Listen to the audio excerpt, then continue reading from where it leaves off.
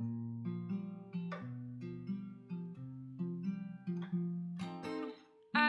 don't want to set the world on fire. I just want to start a flame in your heart. In my heart I have but one desire, and that one is you. No other will do. I've lost all ambition for worldly acclaim. I just wanna be the one you love. And with your admission, you'd feel the same. I'll have reached the goal I'm dreaming of. Believe me, I don't want to set the world on fire. I just wanna start a flame in your heart. I've lost all ambition for worldly acclaim. I just wanna be the one you love. And with your admission, you'd feel the same. I'll have reached the goal I'm dreaming of. Believe me, I don't want to set the world on fire. I just wanna start a flame in your heart.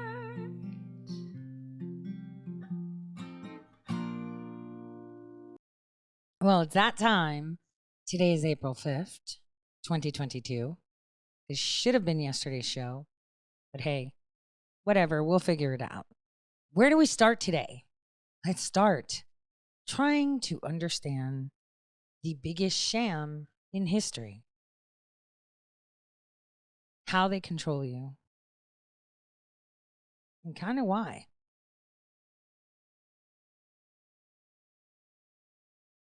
So, what's the difference between the IMF and the World Bank? Well, if you're confused, don't worry. Everyone is. Even the famed economist John Maynard Keynes, who was the founding father of both institutions, said that he was confused just by their names. IMF and the World Bank are closely linked. So both of them are so close that their headquarters are actually across the street from each other in Washington, D.C. So how did this all start? Well, in New Hampshire, of all places, in July of 1944, 44 different countries got together for the Bretton Woods Conference. Now, the goal of the conference was to agree on a new framework for the international monetary system. This all happened after World War II because they all agreed this world war happened and the system failed and we must propel ourselves into the next era. Kind of like what's going on now. Excellency, are you ready for a new world order? I think, Becky, the main problem is if you think of the technology is 21st century, 22nd century technology. What is happening in AI, what is happening everywhere really that will really transform and is transforming our lives and also transforming international relations. But I think the frame of thinking is still 19th century. I think this is one of the problems that we have in the international system. If you look, it's still about nationalism, it's still about state sovereignty, it's still about use of force or non-use of force. And I think this is one of the major issues as we try to bridge really what is mentally governing international relations with the 19th century mode of thinking, but at the same time with technology fast ahead of us in the curve. That, I think, will be a major problem. That's a very interesting perspective. Fred Kemp, your assessment. So my mentor on issues of world order is Henry Kissinger, so I'll try to channel him, and forgive me, Dr. Kissinger. But his answer would be, what do you mean no new world order? We have not had a world order yet. What we've had is we've had a Western order that was imposed on the world. Did you hear that? A Western order that was imposed on the world.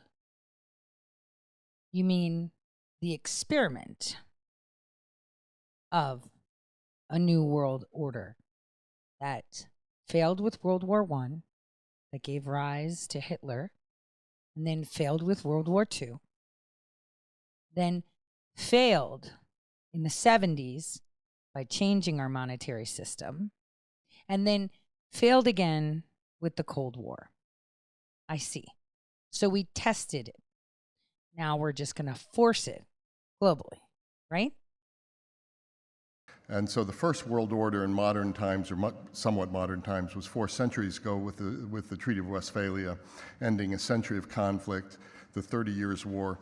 And it wasn't a great moral thrust, it was just recognizing the world as it was. If you look at what we're trying to create right now, we're, I would say, at an inflection point in history, as important as the end of World War I, where we got the effort at world order tragically wrong. We ended up with millions of dead, the Holocaust in World War II. After World War II, we got more right than wrong with the creation of the International Liberal Order and the United Nations and the Bretton Woods system and the European Coal and Steel Community, NATO, etc. And then Soviet Union fell. And then the Cold War, we thought it was the end of history.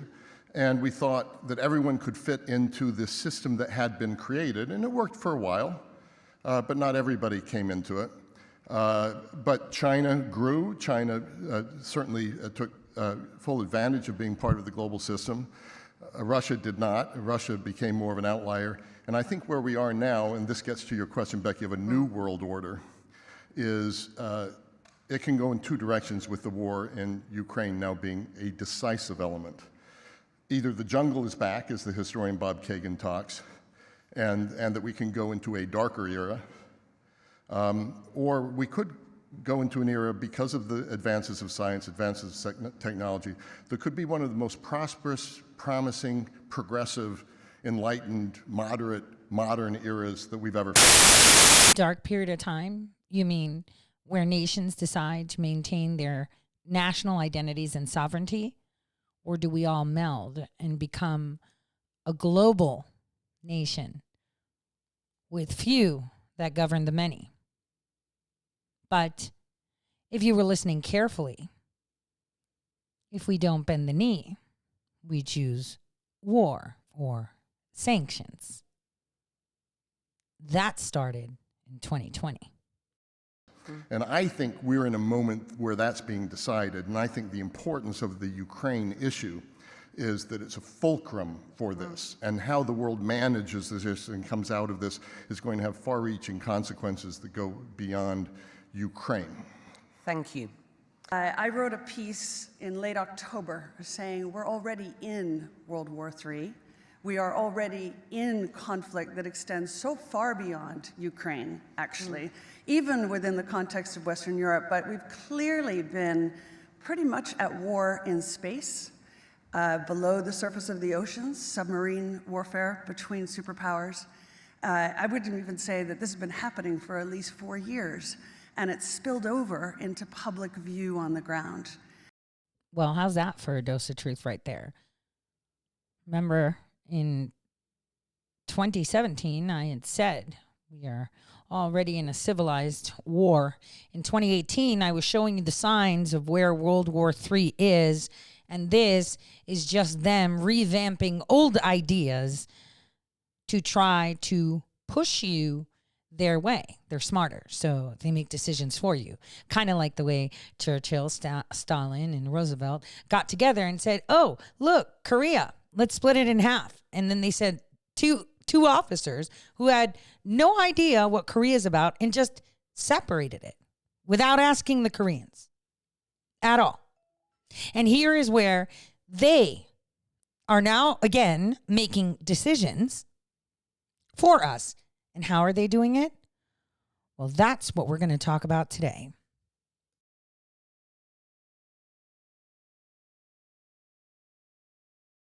Trade policies, unstable currencies.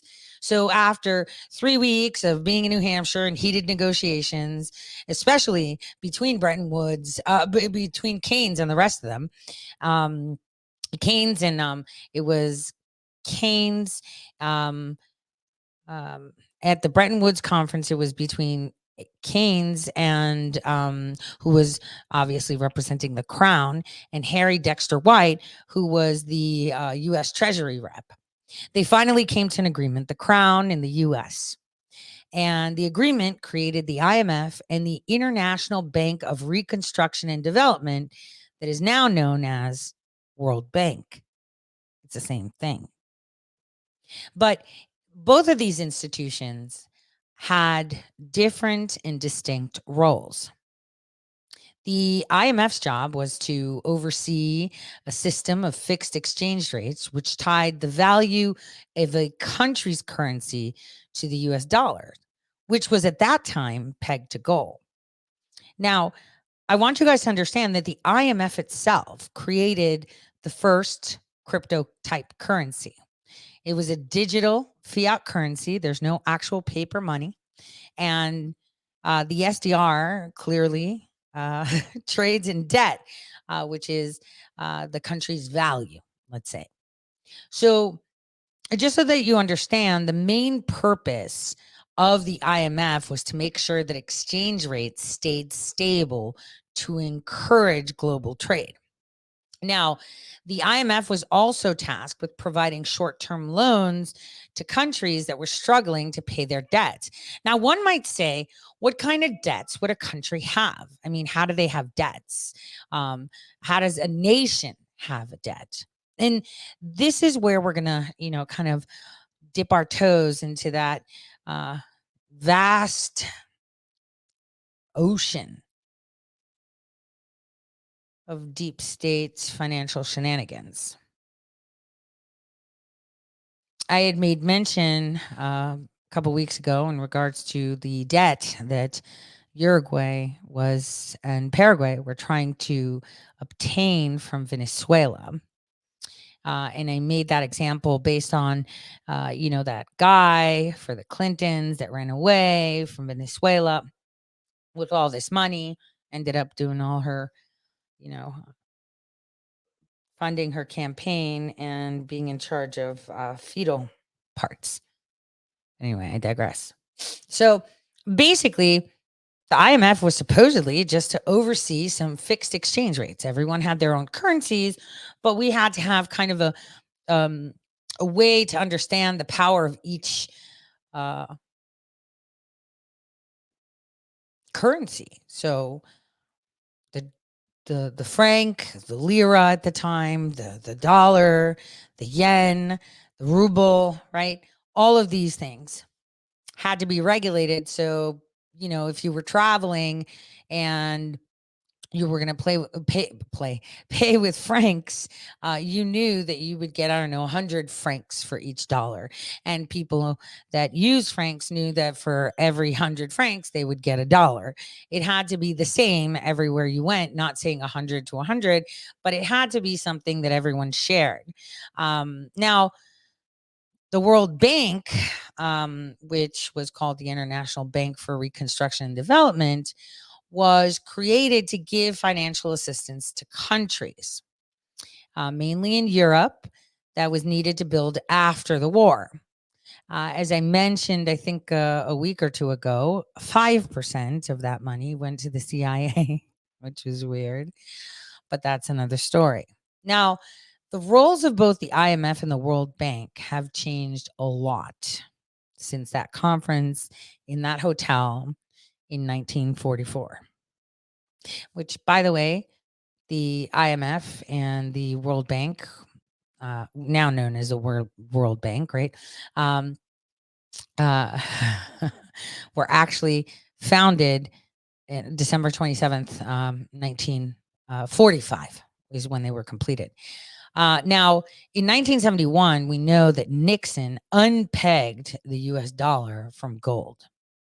And this was done in order to dissolve the fixed exchange rate system that the IMF kind of oversaw. So the IMF no longer regulated currencies, but it regulated exclusively debt. And so this is why the IMF is considered, oh, we fight financial crises in the world. In actual fact, they make a lot of money for companies, or shall I say corporations, shall I say nations that identify as corporations, and global companies today. They make money off of financial crises around the world. And I'll explain to you how they do it. So basically, it is said that the IMF keeps tabs on the global economy and puts economic policies in place to all nations that are members.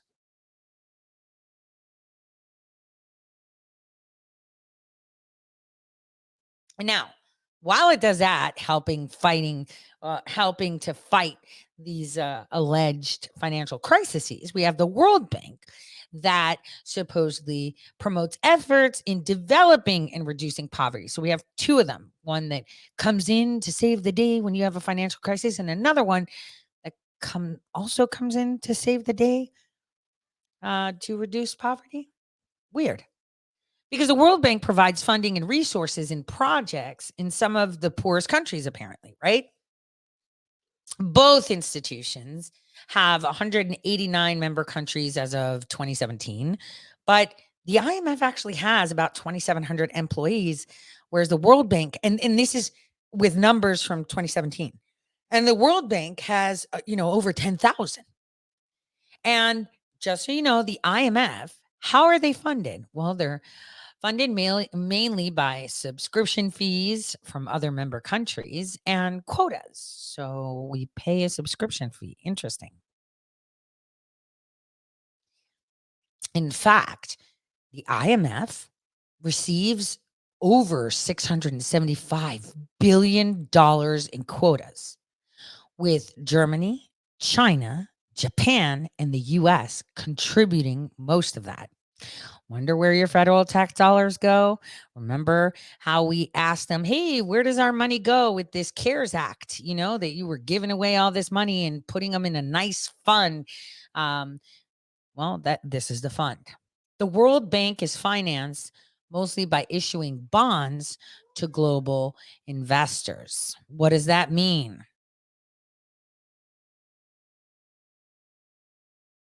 So basically, let's pretend in Eritrea, they say, hey, we're going to build a bridge over this river for people to walk over or drive over. And then me having a company, I don't know, like Amazon, I'm like, sure, I'll take that. And I'm like, okay, I'll give you $1 billion to help that project with the bridges. Now, the IMF, as long as the World Bank says, oh, gee, thanks, Amazon. I'll cut you a bond for $1 billion and that will mature in 10 years and you will have a profit of, $50 million, let's say. And all is fine and dandy. But let's pretend that the bridge doesn't work. Well, there's another company from that, and that's called MEGA, and we'll get into that too. So they even have insurance that's funded with your federal tax dollars to ensure that the people that are exploiting countries that are poor and then making them pay that debt. Wait, let me slow down. Eritrea, I invest $1 billion as a company like Amazon, let's pretend, and they cut me a bond and they're like, in 10 years, you're going to get your $1 billion that you purchased at, 50 million less, right? So you're making $50 million. Here you go. And then something happens and you can't build the bridge in Eritrea. Well, I have coverage by MEGA. So MEGA comes in and they're like, yo, Eritrea, you were supposed to do this and you got all this money to do this and you didn't. And then Eritrea owes money, has a debt. The country has a debt. Then the IMF comes in and says, oh, you have a debt. Let me give you a loan. And in exchange for that, you're going to give me your public port and I will then sell it off to the highest bidder to cover if you can't make the money back. Uh-huh. How nice is that? So basically, you have a conglomerate of companies that exploit nations and sell it to the highest bidder. They're making money off of the citizens of nations, in other words. And this is because they're promoting, of course, prosperity. But in actual fact, they're fleecing citizens of taxpayer dollars to invest in places that they know will not be able to make good on those projects. And then they give them a loan with your federal tax dollars and every other nation's tax dollars that they can't afford either. And then therefore the private companies and or other nations own that collateral, that port, that land, that natural resource, that country. This is where Puerto Rico would come in, if you catch my drifts. Now, the World Bank, as we said, is financed mostly by issuing bonds to global investors. Now, in just 2017, the lending commitments were nearly 59 billion just in 2017. And the IMF committed 160 billion. That's almost 3 times the amount, almost, under its current lending arrangements. So it issued, right, bonds of 60 billion, but the IMF has come in with 3 times that amount in loans to rescue the lending commitments. Now, today in 2019, the IMF's biggest borrowers were, get this, Portugal, Pakistan, Ukraine, and Greece. So interesting. Very interesting. Very, very interesting. And the World Bank, on the other hand, is running most projects in, get this, Africa and East Asia, of course. Now, one thing that the World Bank and the IMF have in common is that they have the same components on how they work. See, a lot of people realize that there are a lot of conditions attached to the loans that are never addressed to specific economic issues within a country. Like the IMF had come under fire for continuing to bail out Greece, even though the country failed to clean up its finances. And in turn, they took one of the most ancient ports, Piraeus ports, and privatized that. See, that's how they work.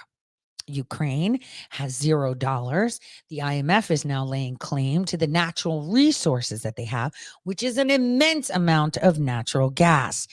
Hence, what's really going on in the Russia-Ukraine deal. Now, the IMF and the World Bank say that they promote global economic stability and that they make countries less vulnerable to crises, but it seems like the relationship the pharmaceutical industry has with people. They make you sick so that you can get medicine, and it's a vicious cycle. The IMF and the World Bank, hand in hand, the World Bank comes in and says, oh, you need more roads. You need new roads. Let me issue some bonds to private investors. Issued, but you fail. And they know you will fail. So then the IMF comes in and says, I'll lend you money to cover your failure. And then you pay back the World Bank, and then you have to pay off that loan, or you have to finish the project, and you can't. So then they own you. So that's basically how it works. That's the difference. The difference is that they complement each other.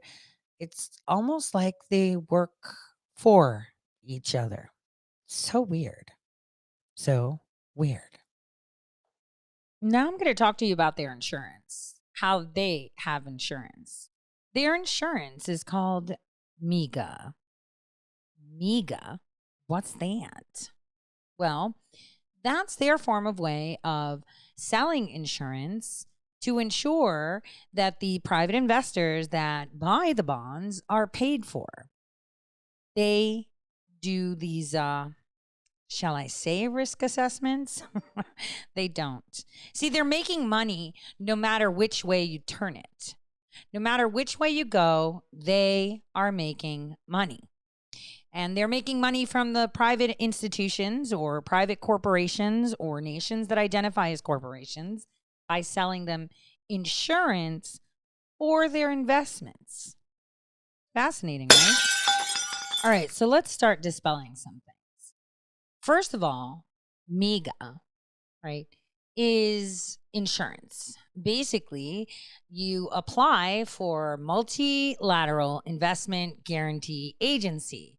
So you don't have risk of breach of contract, currency inconvertibility, meaning, oh, the country has sanctions now. Now what do I do? Everything's in rubles and they're not allowed to trade on the dollar. Help me. Expropriation. War and civil disturbance. Do you lose your money during war? Not if you're a big global company or a nation that identifies as a corporation or anything like that. But for us, our insurance during war or acts of God, whatever that may be, they determine based on case by case, right? You're not covered, but they are. And non-honoring financial obligations, kind of like the example that I gave with Paraguay and Venezuela. So you can actually get coverage and click on the link and then you can apply for help. You have to provide preliminary application for guarantee, definitive application for guarantee, or retrieve or track your application online. So wait a minute. What? So they'll give you a preliminary of how much it is and how much it'll cost you. Again, this is a World Bank company. So the World Bank funds projects, gives notes, issues bonds to fund projects. The IMF, which is part of the World Bank too, complimentary, I guess, across the street, of course, right? They come in and they force payment or give loans, so they make money on the failed projects of the World Bank. Then the World Bank has its own MIGA, which is how they ensure that everybody gets their money. Mind you, these are the places where your federal tax dollars from the CARES Act were put into the possession of these people. So let's get down to it then. So what is MIGA? Multinational Investment Guarantee Agency. MIGA was established in April of 1988 to supplement the functions of the World Bank and the International Financial International Financial Corporation. The objectives are, one, to encourage the flow of direct foreign investment into its less developed members and countries, and to provide insurance cover to investors against political risk. Pretty straightforward. Come and invest in this poor country that has nothing, and we will make sure you will get your money because we have the IMF to bully the shit out of them. And then they will own loans, and if they don't pay on it, we will just take their land. See, they provide a guarantee against non-commercial risks like currency transfer danger or war, stuff that you're not covered for. They're covered for. They want countries like the Congo to have Walmart go in there. So Walmart goes in there and says, all right, I'll build as long as you make the bridge. And if they don't make the bridge and I build and no one comes shopping, I'm covered. And we're all covered because we'll make the money back for the bridge too. So we all win. How interesting. Providing guarantee against non-commercial risks. Like those that invested with rubles are now covered if they're trading in euro because they have MIGA. You should have like a commercial. MIGA. I am your amiga. We want to screw over nations and own them. So this is how they operate. They are simply there to function for the World Bank and the International Financial Corporation. You're nothing more than the consumer to be consumed. And this way, they establish credibility of that nation and the project, of course, by providing insurance. You're like, yeah, that's credible. And it provides promotional and advisory services. They advise you on how you should spend your money and which way it would be the best way to spend your money. And they will help with marketing. So more people will enjoy your products and or services. That's just an extra bonus right there. One hand washes the other. MIGA, well, they even have sponsorships and they put advertisements. You wouldn't believe it, but yet it is so. Take a look yourself. While the world is on fire, they're selling insurance for people to set more. How cool. The world is making great strides in reducing extreme poverty and boosting shared prosperity. 85% of the world population has access to electricity. Access to water has improved. Food production has increased. Cross-border trade is strong. People have access to key services.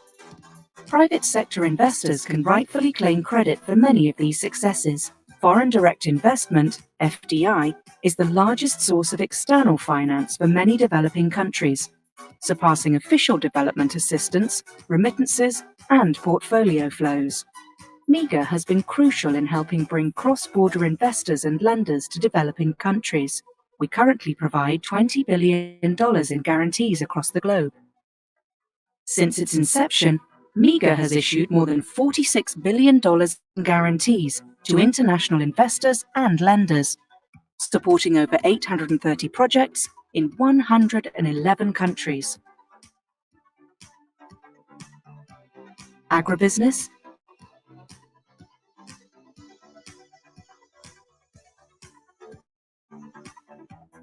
transportation,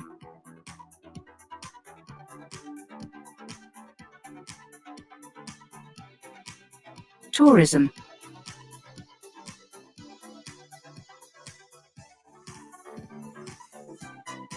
manufacturing,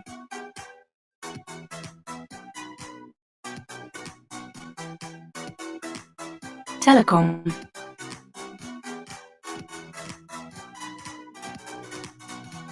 energy. The outcome of all our collective efforts has been real development impact on the ground. MIGA-supported projects in the last 6 years alone are expected to create access to power for 53 million people, enable 21 million patient consultations, and prevent 3 million metric tons of greenhouse gases. While governments, investors and lenders and MIGA have achieved much together, the opportunities ahead are immense. As of fiscal year 2017, MIGA's exposure in IDA-eligible countries was $7.5 billion, $1.7 billion in FCS, and $4.2 billion in support of climate change projects. Focus in these areas will increase going forward. Working closely with its partners, MIGA will continue to push the boundaries on how political risk insurance and credit enhancement are used to meet development challenges. We have much to be proud of, and we're just getting started. Congratulations, MIGA, on turning 30. You're a young and dynamic institution, and you've been doing a great and impressive job, and I'm sure you will do even better moving forward, especially on supporting Egypt. Thank you.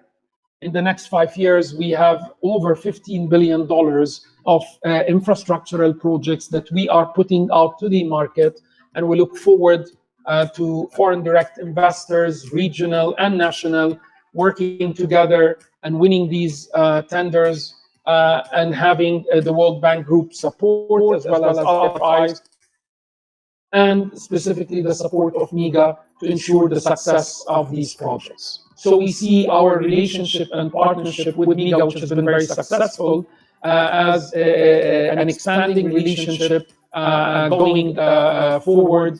Le pont HKB, vous avez aidé avec la Banque africaine de développement à financer et assurer. Les gens pensaient que ce serait difficile de faire un PPP. On l'a fait 40% pour l'État, 60% pour le privé. Et voilà que les choses au départ, les gens pensaient que ce ne serait pas rentable. On a commencé au départ avec 30 000, on est passé à 50 000, 50 000, 60 000 véhicules jour. Et bientôt, on va faire les 75 000. Thank you to all of our clients and partners across the public and private sectors for working with MIGA to deliver development results all over the world. Here's to many more decades where governments and private investors and MIGA work together to end extreme poverty and boost shared prosperity for everyone in every country, everywhere in the world. Thank you, MIGA staff. All your hard work, commitment, made these things happen to me, creating a lot of impact. I'm very proud of you, what you're really doing. Thank you. I also like to say thank you very much for host government, also donors and private investors, make these things happen. Thank you. Thank you. Nandri. Thank you. Shukriya. Thank you. Thank you. Thank you. Thank you. Thank you. Thank you. Gracias. Thank you. Shukran. Thank you. Nandi. Thank you.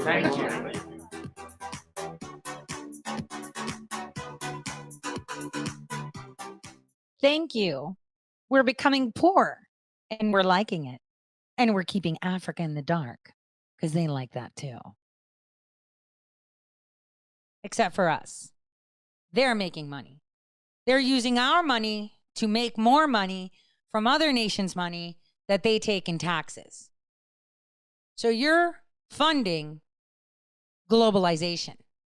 Every single citizen in every single country is paying for them to sequester power and sequester our nations under one banner. I mean, who needs individuality, right? Nationalism is so barbaric, right? Being individual is so bad, right? We all have to be vanilla. No more 31 flavors. Angry? Angry yet? You should. Because in 1944, they kicked off over 22 days thinking of how they were going to fund their ideas. Because remember, people are too stupid to pick their leaders. Don't be daft, Tory. See, they needed your money to make this happen. And those nations that refused to comply, they would just take over or annihilate. For example, Libya, Lebanon, Iraq. Now, your money was one way. The other way was hacking your reality. Cue music for Hollywood, entertainment, marketing, and introducing you to the technology that they already had. Remember, the IMF created the first cryptocurrency in 1969. They knew exactly what they were doing, and we're letting them. They are few, and we are many. Not that difficult. But the question is, how do we stop it? That'll be in another segment. For now, in the United States, the way we pump the brakes on it globally is by impeaching Barack Hussein Obama, who implemented policies like Obamacare and the Affordable Care Act to get us into where they needed the United States to be with lightning speed. Hillary tried it with Hillary Care, but it was just not the right time, and she wasn't the right candidate. And Brennan did a great job grooming Senator Obama. Great job. Shattering reality, of course. Can we get back to normal? I hear that all the time. But it was never normal. Right now, we can create the future we want. It was never normal. It hasn't been normal since you were born. History isn't what they tell you. These few people that you're watching are the governors and the owners of our future because you are allowing them to. They've changed your time, your calendars, your life, your lifestyle, your religions, your Bibles, your perception of reality. And don't take my word for it. Here's George, almost on the verge of sadness when speaking about this. I think human beings live their lives in a storm, and nations live their lives in a storm. And we're gifted with nostalgia. We remember times that never were and long for them. So we are now in a normal condition of humans. We love those we love, we hate those we hate, we fight, we make up. Human beings are this thing. But it is the most interesting thing that we remember things that we never ever were. We remember a time where this tension of love and hate didn't exist.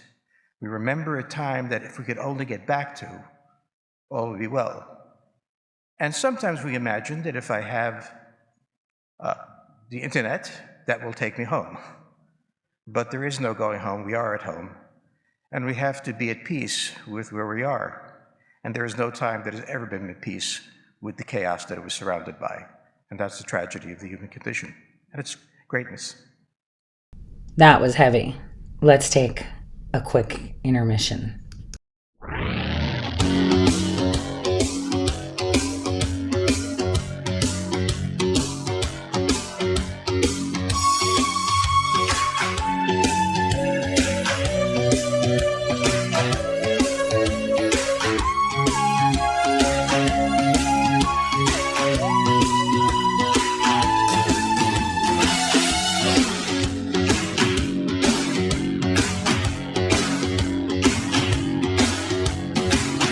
Paranoia is in bloom. The PR transmissions will resume. They'll try to push drugs to keep us all dumbed down and hope that we will never see the truth around.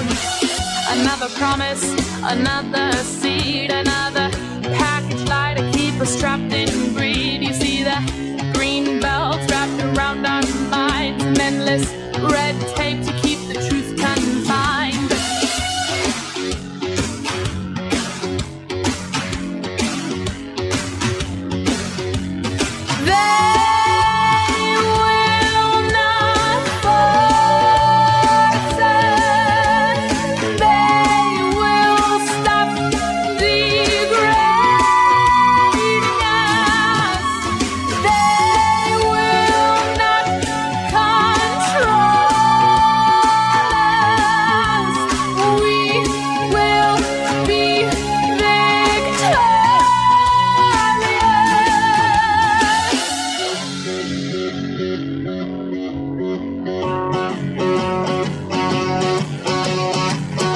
Interchanging mind control. Come let the revolution take its toll. If you could flick the switch to open your third eye, you'd see that we should never be afraid to die.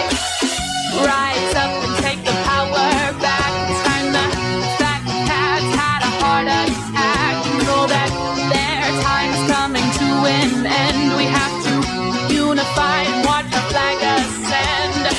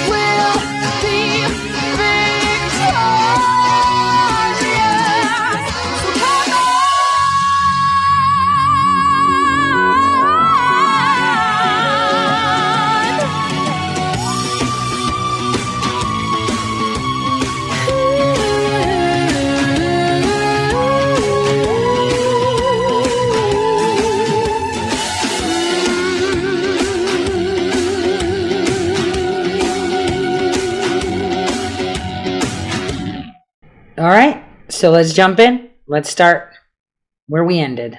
So why the rush? As you saw, he was very emotional. Our weakness is also our greatness. That's what makes humankind so incredible, he says.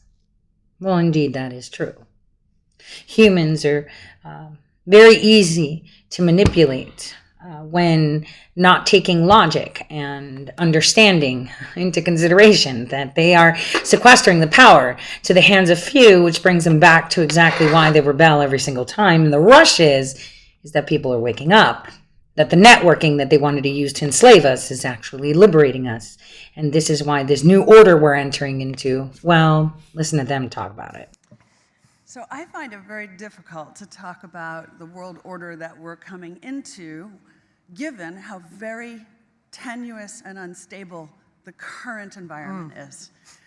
In my lifetime, this is the second time that I have seen the superpowers actually threaten the possibility of nuclear war.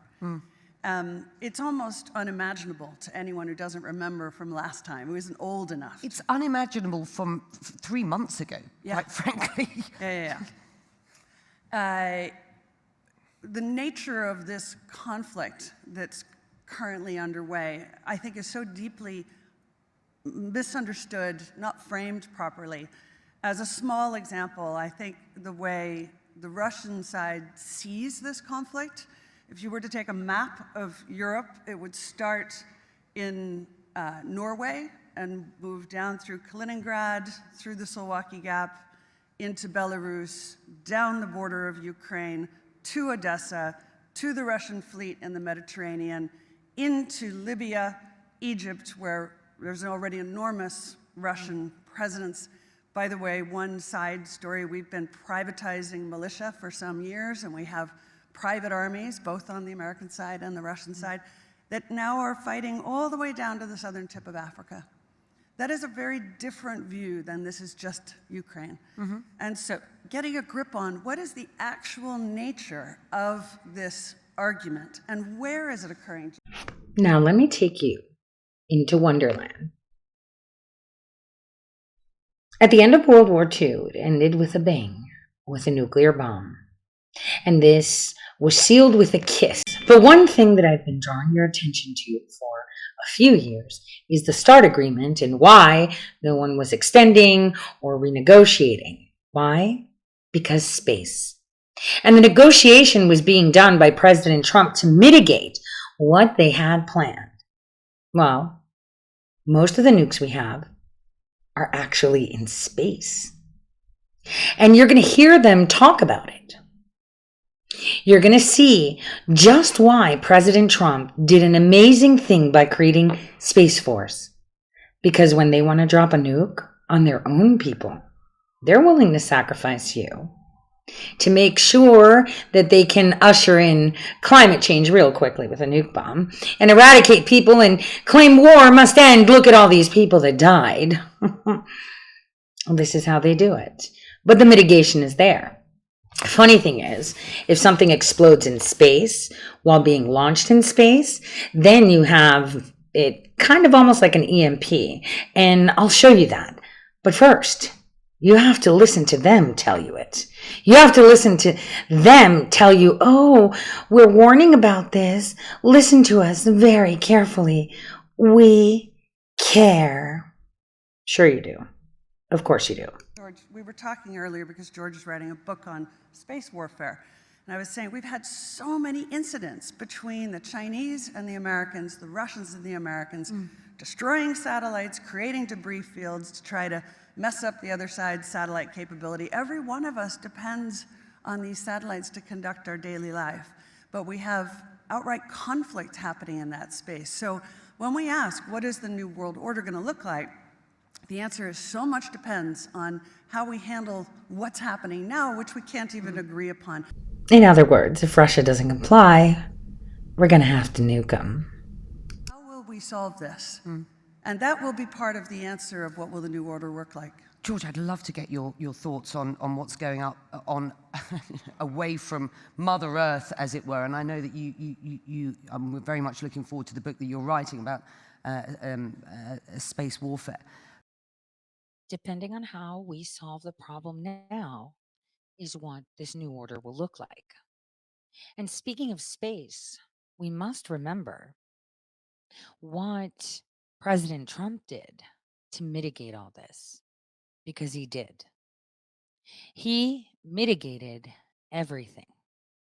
And while they poked fun, well, let's remember the fun that they were poking. Trump wants to start a space force. Just announced that he's directed the United States military to create a sixth branch of the military governing outer space. We are going to have the Air Force and we are going to have the Space Force. But what is the Space Force really? To answer that, you have only to look at the U.S. Air Force.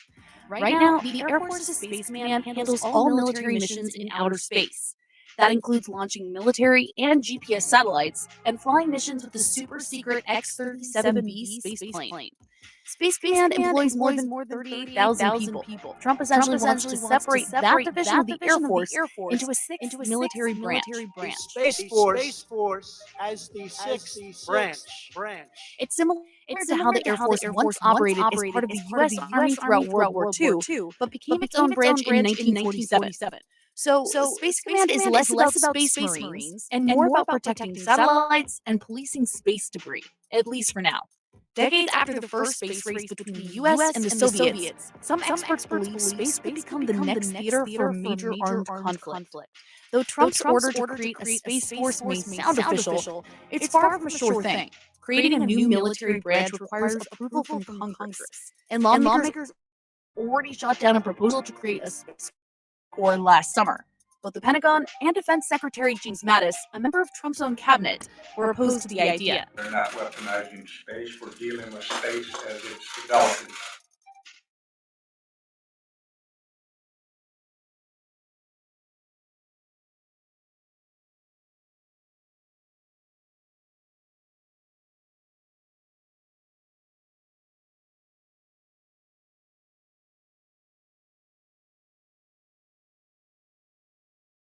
Well, when they decide to actually drop nuclear weapons, do you think that they're going to drop it on compliant Germany or maybe Africa, who they control from day one?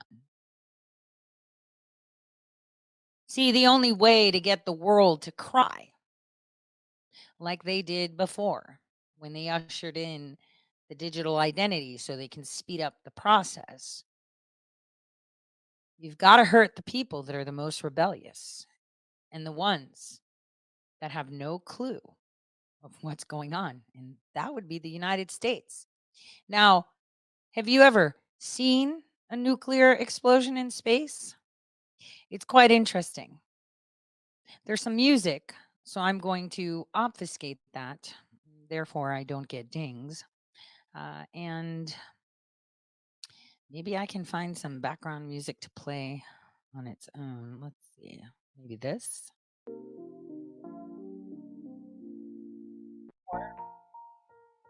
There we go. No.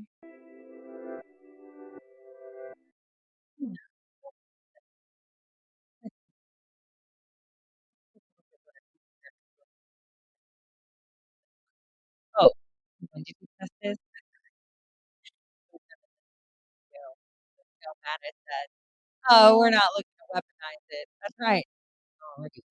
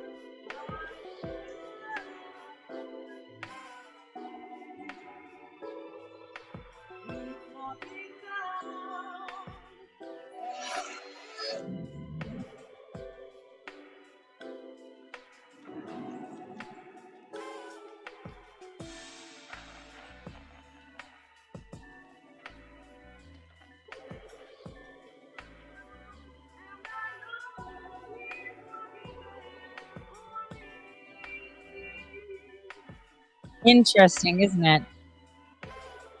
Interesting. Because it also took out everything else. It was an EMP. If you notice, the radio went. They needed to test how far reach it was. You remember when they were doing all that stuff on the Marshall Islands. Well, let's look further into that so we can see why it's so important. The actual History Channel did a great job. I am going to find a nice tune to put in the background to scramble a little bit of this.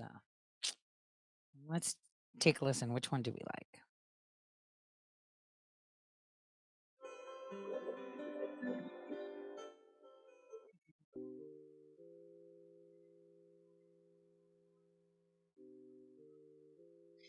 That sounds good. So let's go.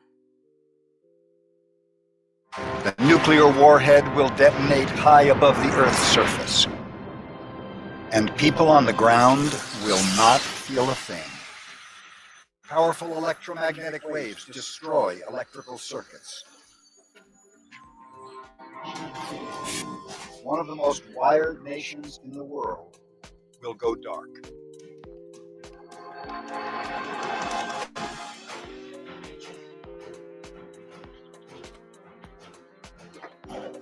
This plane is especially designed to survive an EMP.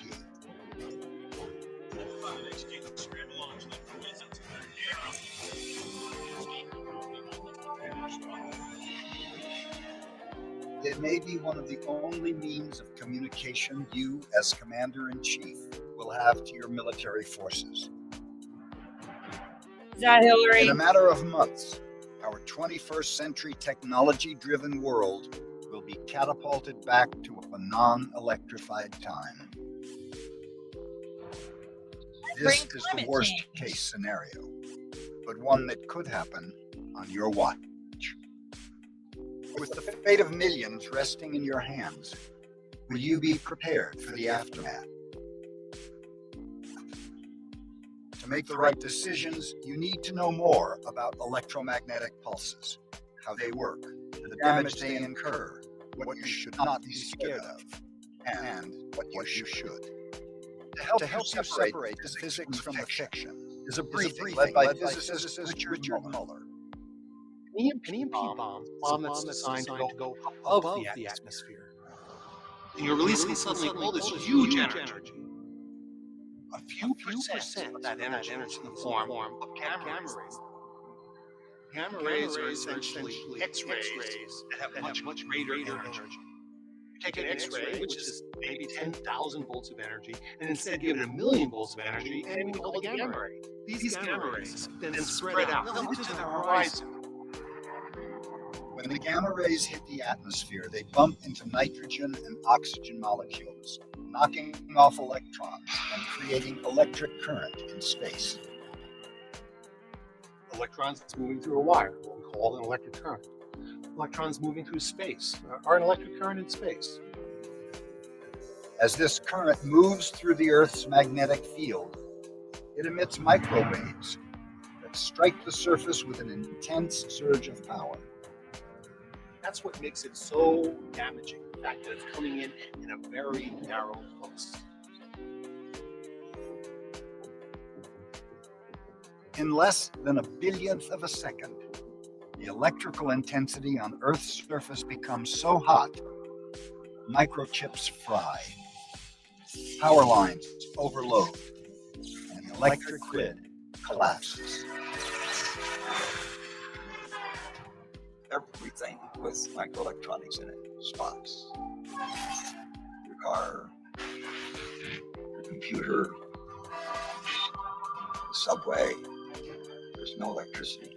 If you think about it, if you don't have any electricity, you don't have anything in our infrastructure, do you?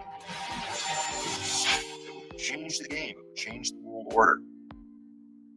Look around you and imagine what life would be like in a world without power. It's an electronic Armageddon.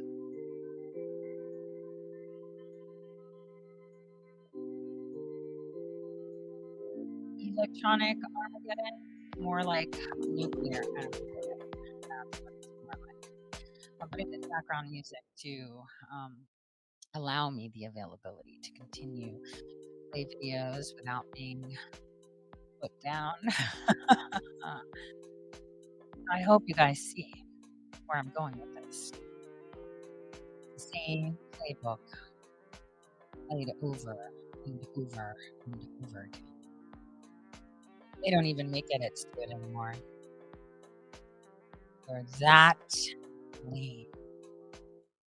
But why change something they know works? It's worked for centuries.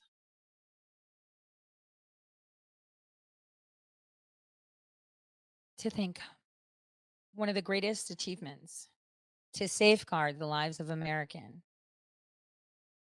people, ways, culture, and history, President Trump created Space Force. He knew.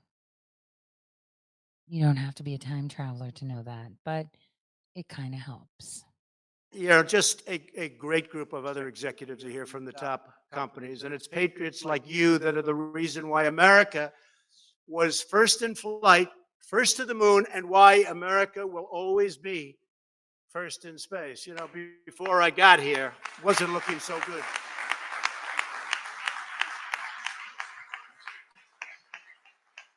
Before we came in, I will tell you, they didn't have such big plans for space. Now they have plans, and it's great, not only in terms of jobs and everything else, it's great for the psyche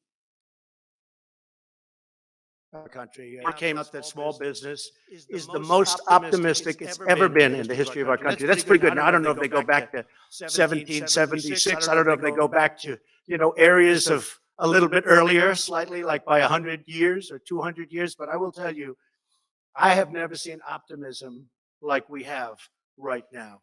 So it's a very exciting time. I want to also say that when it comes to space, too often, for too many years, our dreams of exploration and discovery were really squandered by politics and bureaucracy, and we knocked that out. So important for our psyche, what you're doing. It's going to be important monetarily and militarily, but so important for right up here, the psyche. We don't want China and Russia and other countries leading us. We've always led. We've gone way far afield for decades now, having to do with our subject today. We're going to be the leader by far. We're behind you 1,000%. America's vital interests in space lost out to special interests in Washington, except, of course, for the senators and congressmen here. They would never do it, right, Dana? But all of that is changing. We know that. My administration is reclaiming America's heritage as the world's greatest spacefaring nation. The essence of the American character is to explore new horizons and to tame new frontiers. But our destiny beyond the Earth is not only a matter of national identity, but a matter of national security. So important for our military, so important, and people don't talk about it. When it comes to defending America, it is not enough to merely have an American presence in space. We must have American dominance in space. So important. Very importantly, I'm hereby directing the Department of Defense and Pentagon to immediately begin the process necessary to establish a Space Force as the 6th branch of the armed forces. That's a big statement. We are going to have the Air Force and we are going to have the Space Force, separate but equal. It is going to be something so important. General Dunford, if you would carry that assignment out, I would be very greatly honored also. Where's General Dunford? General? Got it? Let's go get it, General.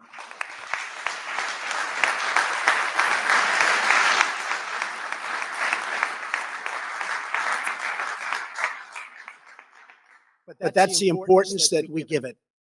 We're going to have the Space Force. 1 year ago, I revived the National Space Council. and put exactly the right man in charge, and that's our friend, Mike Pence, feels very strongly about this. And in December, I signed a historic directive that will return Americans to the moon for the first time since 1972, if you can believe that.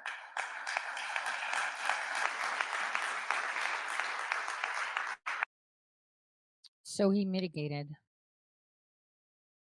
As I've said before, people like me don't exist. But don't say I didn't tell you. Here it is. I told you in 2019, the Ukraine is the Democrat Party's Hiroshima. And that was published on the 20th of November, 2019. It's important that people understand that people don't read, people don't look. And I was actually quite proud because I said that we found them with their hands in the cookie jar, as you could see. And Ben Garrison made this cartoon after my article. So I updated my article by inserting that later on. So President Trump also told us. What do you think that you really shaped my behavior? Because from the day I came in here, I've had problems with phony stuff, like a phony dossier that turned out to be false, like false investigations that I beat. So a lot of my behavior was shaped by the fake news and by the other side. That was a lot of my behavior. So I think in light of all of the things going on, and you know what I mean by that.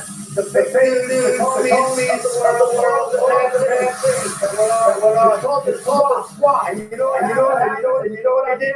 A big favor. I caught it, SWAT. I caught them all. Let's see what happens. Nobody ever done that for me. I caught all this corruption going on, and nobody else could have done it. So how do we stop this? I mean, it's no big deal showing the problem and not providing a solution. The way we stop it is by simply saying no and getting rid of them all the minute we put our feet down. Because this man had our back. He created Space Force so Ukraine doesn't turn into Hiroshima for us. Because, make no mistake, they will indeed take out the most unruly.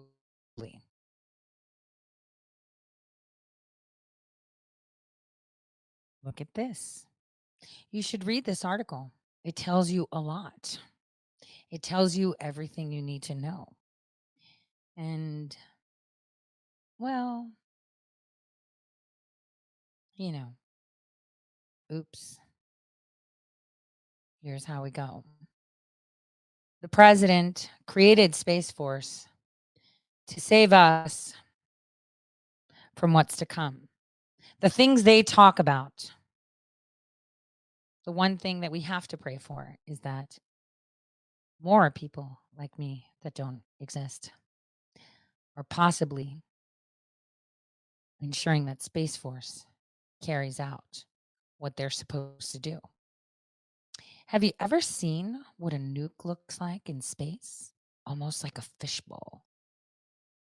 Found this fantastic video on Atomic Test Channel. Take a look. It's quite fascinating.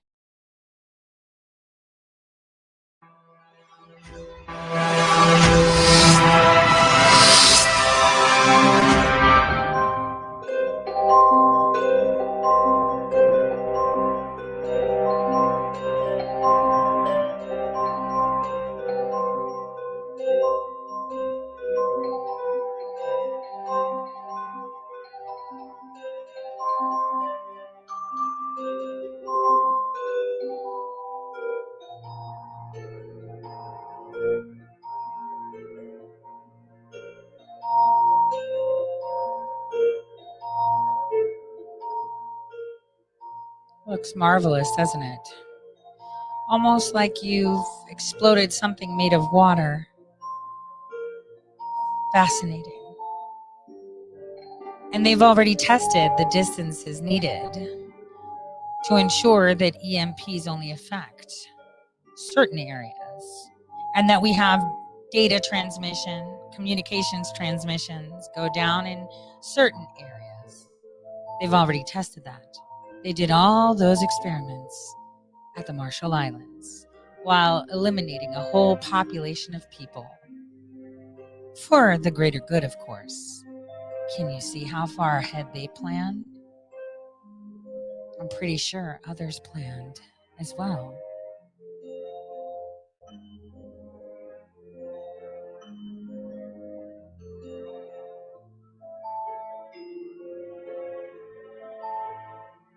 Is that we're in a dangerous world, that events that we don't anticipate may define who we are, that it's very difficult to handle and very dangerous, that the president spoke of getting rid of Putin. Well, many of us spoke of getting rid of Putin. But this is US president. Yes, I understand. Out loud on a public platform. All right, well, we spoke of getting rid of Hitler and others, so we may have a discussion. The idea that an American president speaking about getting rid of a hostile foreign leader is not very particularly novel. Of course, the press is shocked, I say, to hear such talk. That's not the important thing. It's not important to him because it happens all the time. You just don't hear about it. The fact that they so brazenly called for regime change to remove a leader, well, what if other nations did the same? Would that not be considered an act of war? But while these minds are solving problems for us and telling us how we should live and how humanity must develop the way they envision, which obviously gives them full control, you must listen to the way they discount. Outrage of the people. Outrage of the people of the United States of America. Hence why Space Force was so important. It's no big deal, he says. That's right. Because we usually take them out like a whimper in the middle of the night. I believe one African leader that we showed earlier in this show was also taken out. How many of them were eliminated? D20. In 2020, how many? The important thing to understand is that the period in which we thought it was no longer dangerous has turned out to be false. That these dangers are there. And when I talk about space, space is going to be a realm of warfare because everything is a realm of warfare. It's also the realm of security. So what we really have to understand is that the 20th century's end didn't end danger. That's still there. And the really shocking thing was not that Biden said this about Putin. It's the degree to which there's disbelief that this is happening, as if this hasn't happened before. And that disbelief is dangerous because that means nations are not prepared. So, Otto von Bismarck said, the art of diplomacy is about giving others ladders to climb down.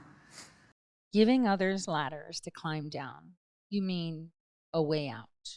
You mean a way to backtrack what they said or what they're doing.